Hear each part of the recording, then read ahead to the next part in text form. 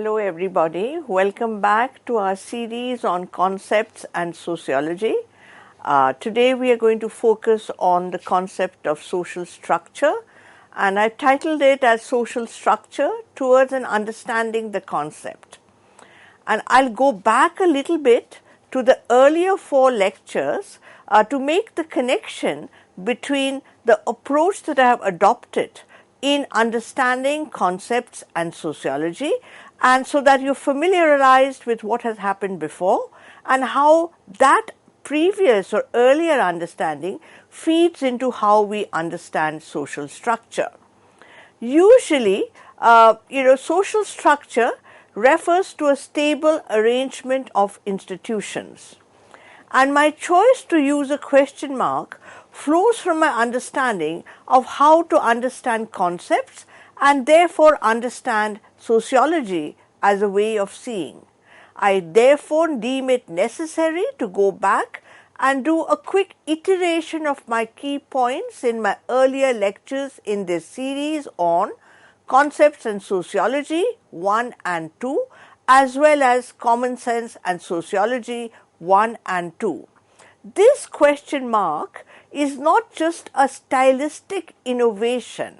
This question mark is to underline the sociological perspective and its use of concepts to go and look beyond the surface, beyond the taken for granted, beyond that which appears obvious to the lay person. So what are the points that I would recall from my earlier discussion? One was our discussion on common sense and sociology, and we argued why and how common sense concepts are different from sociological concepts. I emphasized that sociological concepts ought not to be seen as discrete, disconnected or separate entities, but as a connected analytical tools which help us to think about social reality. What do I mean by that? What I mean is, I do not want to convey that each concept is separate from the other. Social structure separate from social culture, culture separate from social stratification. Instead, my emphasis is that each of this concept is like a peering glass. It is like an analytical tool. It is like a microscope which helps us to reveal what is beyond the surface. So this is one point that I would like to emphasize repeatedly. It is not enough, therefore, to memorize or learn by rote definition. Definition or understanding concepts are not the same thing.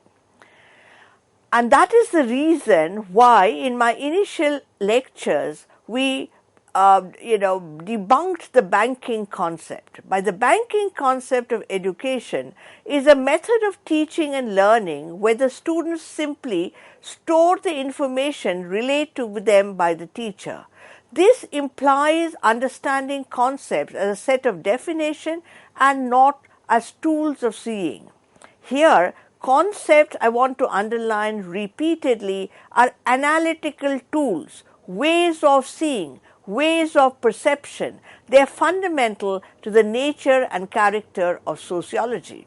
Again, to reiterate, what then is the difference between common sense and sociological concepts? You would have a common sense concept of a social structure, and you would have to unlearn it in certain sense to understand what ought to be the relatively clear sociological concept of social structure. Common sense is the term that refers to all those diverse beliefs people learn as they encounter already existing self-evident truths, not through critical reflection. Sociological concepts, in contrast to common sense concepts, are arrived at through critical reflection that entails engagement with different ways of understanding. Please note my repeated emphasis on ways of understanding. Concepts have to be understood as ways and analytical tools of understanding. What do I mean when I say sociological concepts are a product of critical reflection, unlike common sense concepts which we learn just by acquaintance, just by living, just by our uncritical experience? Critical reflection is a process of identifying, questioning, and assessing our deeply held assumptions about our knowledge, the way we perceive events and issues, our beliefs, feelings, and actions. Critical reflection must have as its explicit focus uncovering and challenging the power dynamics between unequal interests and groups that exist in the wider world that frame practice and uncover and challenge hegemonic assumptions. Today, in the contemporary world, we have lay concepts or common sense concepts, not just by interacting with our family, our relatives, our neighborhood, our community members, our ethnic community groups. We are also learning common sense ideas from knowledge sources which are mediatized, from WhatsApp, from social media, from Facebook, from YouTube. We have multiple sources of knowledge. And unless we have a critical reflection and ask, who has put this post? What is the frame of reference? What is it missing? What is it excluding? What is it focusing on? What is its hidden text? What is its explicit text? We will just absorb that knowledge uncritically, and usually we will accept that knowledge if it fits in with our perceived common sense ideas. For example, if I believe that, look, gender roles are natural and they derive from biological givens, then I will accept a YouTube account or a lecture or maybe a television serial or whatever may be the source, if it conveys the same idea that gender social roles are a direct follow-out of biological sex roles. Now, if this is, so what I'm trying to argue is we usually tend to accept those knowledge, those news, those information with which we are already familiar, with which we already believe in. Critical reflection does not accept that, and it uncovers, why do I believe it? What was the basis of my knowledge? Who told me? Why did they tell me? Who did they hear it from? What is their sources? Sources, therefore, are very important. The reason why we often cite authors or cite established scholars is to say that, look, I have quoted so-and-so, you yourself can go and check whether it is right or not. Critical reflection is cultivating an ability to think critically. Now, reflecting critical making sense of alternative definition. This is something I have talked about earlier, that very often in sociology, people are saying, why are there so many definitions? We are not able to make sense of this world because there's so many definitions. Physics doesn't have it. Chemistry doesn't have it. In mathematics, the formulae is a formulae. You don't have contesting definitions or contesting understanding. And the argument is that there are contested concepts and contested definitions because human beings, men, women, trans people's relationship to society is fundamentally different from the natural scientist's relationship to the natural world. We are implicated in this society that I am studying. I am a woman. I am also a sociologist. My relationship to the concept or category of gender is defined in some senses me being a woman. My class location determines how do I look at class. My perception of what I see from my class background, I often would think is natural, or from my caste background, or from my ethnic or religious background. Critical reflection seeks to dismantle them and tries to say that, look, why is a functionalist defining the concept of structure in this fashion? Why is a Marxist defining the concept of social structure in this fashion? What are the underlying assumptions? Very often, when we memorize a concept, and we sort of just reproduce it, we are not analyzing what are the underlying assumptions behind it for a functionalist to define social structure in a particular fashion, or for a Marxist to define social structure in a particular fashion. So much of my attempt in today's lecture is to unravel the underlying assumptions which are hidden. We don't state it. Normally, they are just taken for granted. Now, these domain assumptions are very different, say, in the functionalist and the conflict perspective. And today, we are going to look at some of these domain assumptions of these perspectives and proceed to understand why their understanding of social structures are different and how it impacts their way of looking at an analysis of social structure. The familiar textbook version of perspectives with which all of you are familiar is the functionalist perspective. That has some domain assumptions. The conflict perspective has some domain assumptions, and we shall discuss them. But before I proceed, I want to make a clarificatory remark. Personally, I am prone not to use the term conflict, and I'm happier to use the Marxist or a critical perspective, because from my perspective, the very term conflict has certain domain assumptions. So the functionalist is seen as society as equilibrium, stable. The conflict is supposed to be full of conflicts and struggle. Both Marxism and critical perspectives have a slightly more complicated take on what we understand as conflict. So I would use the word critical sometimes, Marxist, and as we go along, we can discuss what it is. But first, what are the domain assumptions? Structure and function, the functionalist perspective. The idea or concept of social structure and function is clearly linked in functionalist theory. The idea of social structure was first introduced by Herbert Spencer, and at the time the word structure in biology referred to what we would now call organs, sets of contagious tissue that performed a specific function for the organism as a whole. Spencer argued that society had social structure that carried on social function. So first, one of the domain assumptions within the functionalist theories, and there are many distinctions between a Spencer and a Durkheim, between a Malinowski and a Radcliffe Brown. We're not going to go into those details here, but basically to highlight that there is a certain kind of centrality in functionalism about social structure carrying out social function.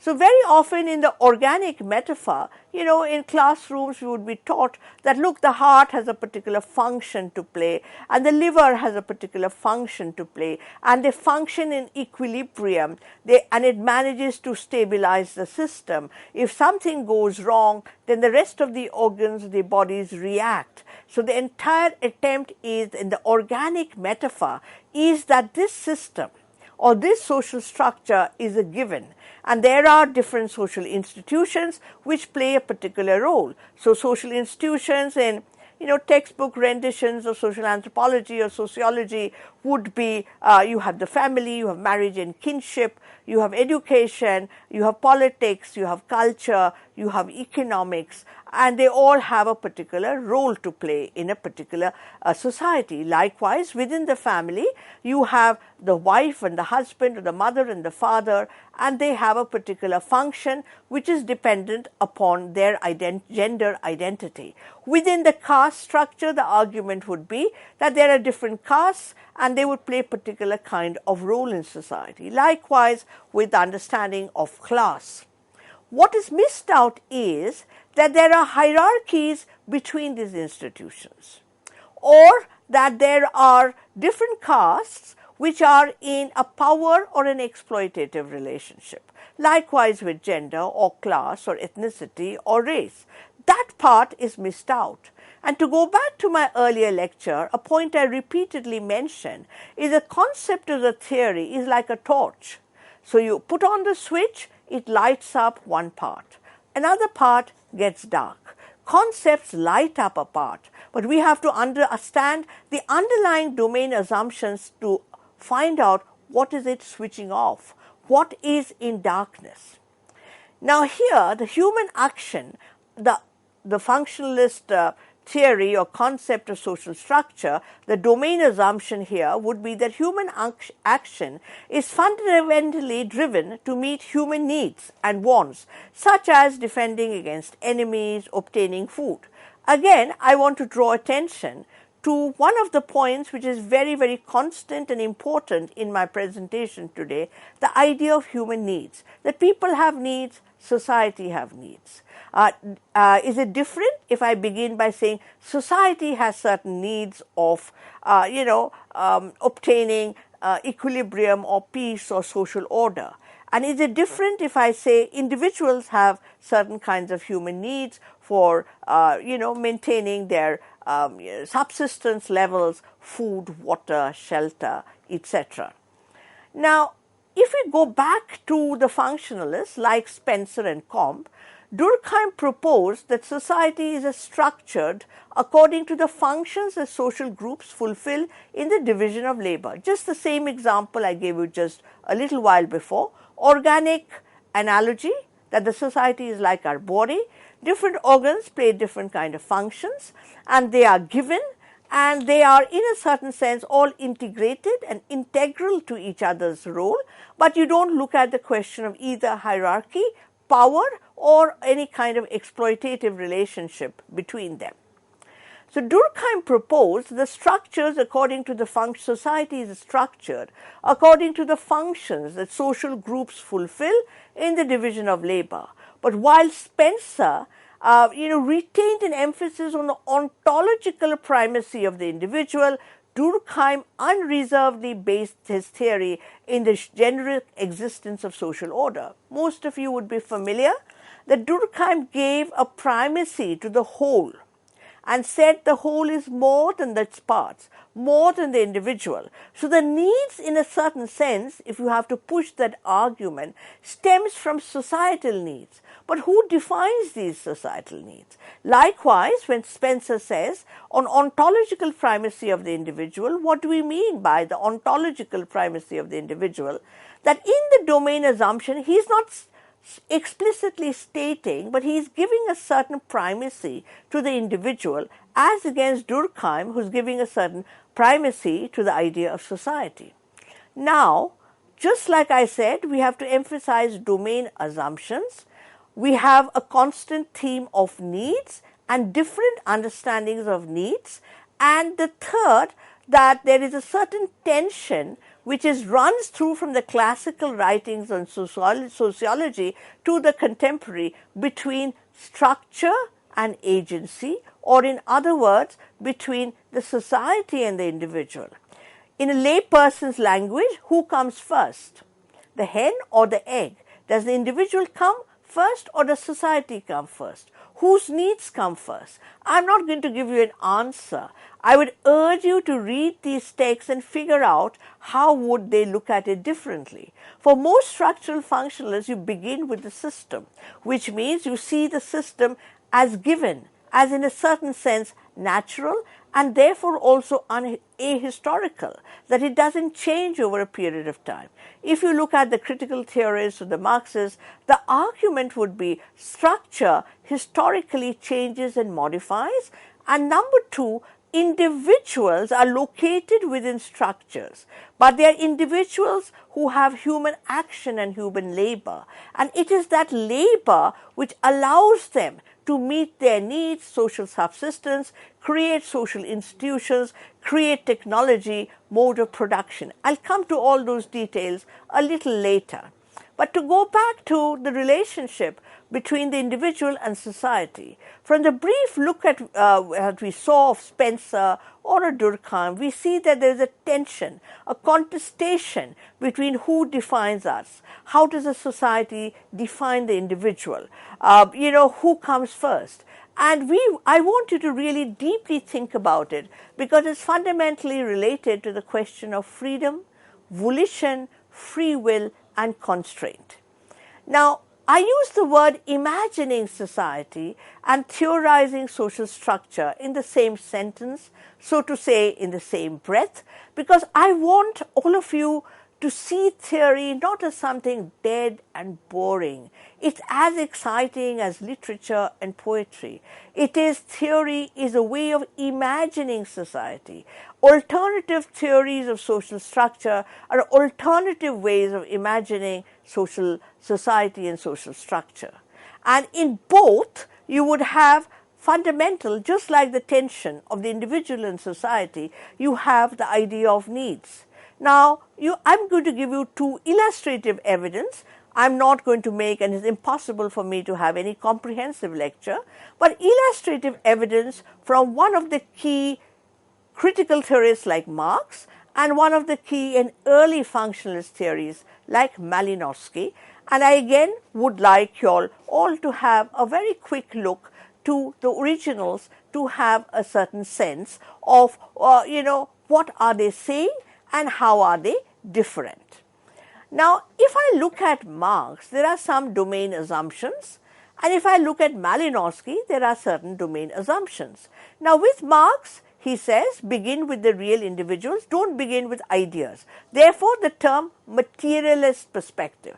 Begin with what they are doing, what kind of world are they living in? Is it a contemporary capitalist society, high industry, technology, or is it a tribal society? So he says begin there. Second, that you have to understand that when human beings want to procure needs, there is a physical organization of this individual and there is a certain relationship to the rest of nature. So we may cut a tree or pluck a fruit. We are acting upon nature, and in that process, what we are doing is that we are able to produce a certain means of production or a mode of production. I shall elaborate in greater detail what the domain assumptions of Marx are and what are the domain assumptions of Malinowski and what are its implications for us to understand social structure. Thank you very much.